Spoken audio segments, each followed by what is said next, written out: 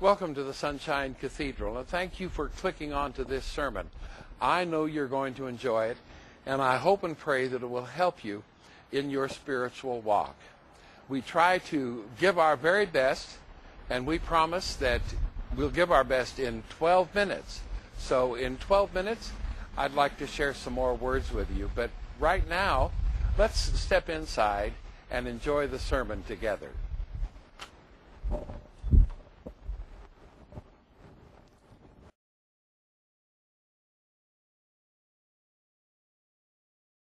We won't.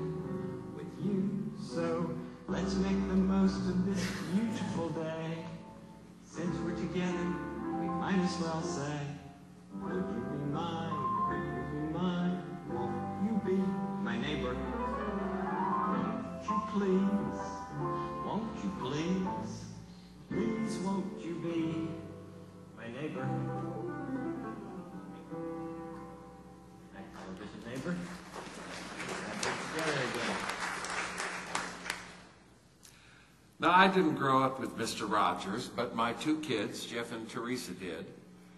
So in a way, I was exposed to this delightful man in the cardigan sweater, singing corny little songs like, "You are my friend, you are special. You are my friend, you're special to me.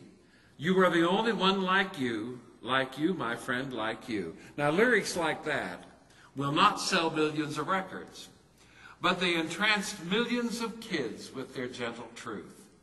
Rogers credited his mom for the fashion statement that says, "More than anything else, won't you be my neighbor?" "My mother made a sweater a month for as many years as I knew her," Rogers said. "She would say, 'What kind do you all want next year?' 'I know what kind you want, Freddie. You want the one with the zipper up the front.'" Then there was the endless parodies, most notably by comedian Eddie Murphy, who played his own version of Mr. Rogers on Saturday Night Live. Rogers knew for a fact that Murphy meant no harm with his humor. In fact, they met once. Murphy tells about it. "He just put his arms around me and said, 'The real Mr. Rogers.'" On February 7th, 2003, Mr. Rogers moved to a new neighborhood. We will miss him here in ours. Mr. Rogers would gently challenge us all to answer the same question asked of Jesus one day: "Who is my neighbor?"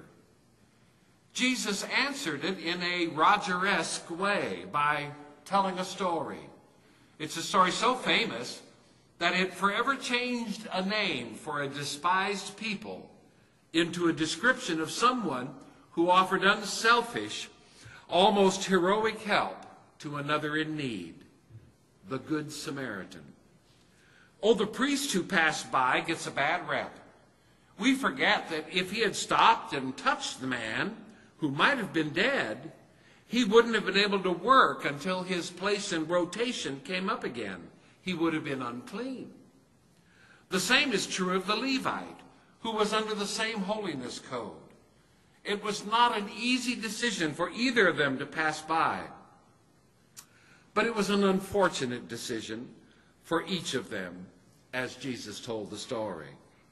The Samaritan, however, the half-breed who was part Israelite and part Assyrian, or so he was considered, was the one who stopped his journey. He was the one who rescued the man from the brink of the grave, who took him to shelter, dressed him and his wounds and paid for his care until he came back that way. As Kathy Bishop wrote in today's devotional reading in Spirit and Truth, each of us has been given a divine assignment to be the hands and feet of God. She quotes the 16th century mystic Teresa of Avila. Christ has no body on earth now but yours. Yours are the only hands with which he can do his work. Yours are the only feet with which he can go about the world. Yours are the only eyes through which his compassion can shine forth upon a troubled world. Christ has no body on earth now but yours. Kathy finishes by saying, how do we do that? By remembering that every action we take, every word we speak, can either praise and uplift or condemn and tear down. As God's emissary, it is our duty to do the latter. And I think it should have been the former. I may have misquoted her. So who do we reach out to? Who is the person in need?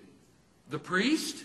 Well, could this be the busy canon who works late into the night, who dreads the next phone call because it will take them away from what they are doing to tend to someone's need? Well, even a pastor needs rest sometimes, and a word kindly spoken. Could it be the Levite? Could that be the busy, harried lay minister or lay volunteer who works all day and then spends precious evening hours in choir or volunteering on Wednesday night or studying sign language or visiting people in the hospital or at home?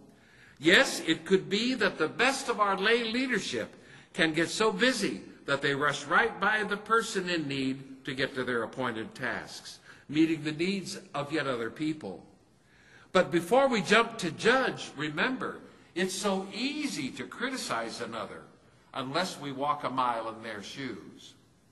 Was the Samaritan also a person in need? Well, I believe he was. Despised, rejected, an outcast from the Jewish people. Yet rather than harboring resentment or nursing his own psychic wounds, he reached out to help the person wounded by robbers. His own self-esteem depended on his being able to reach out to another. That Samaritan could be any person in this church who is in need, who is living with a life-threatening disease, or just having a rough time of it. We are all in need of help and healing from our sister, our brother. As A Course in Miracles teaches us, one moment of real recognition makes everyone your brother or sister. What Jesus is talking about here is extending ourselves to others with compassion and caring. Those are just other words for love. H. Emily Cady tells us, we speak of love as unselfish or selfish. There is no such thing as selfish love. Such a thing would be a paradox indeed. Love always gives. Selfishness always expects to receive.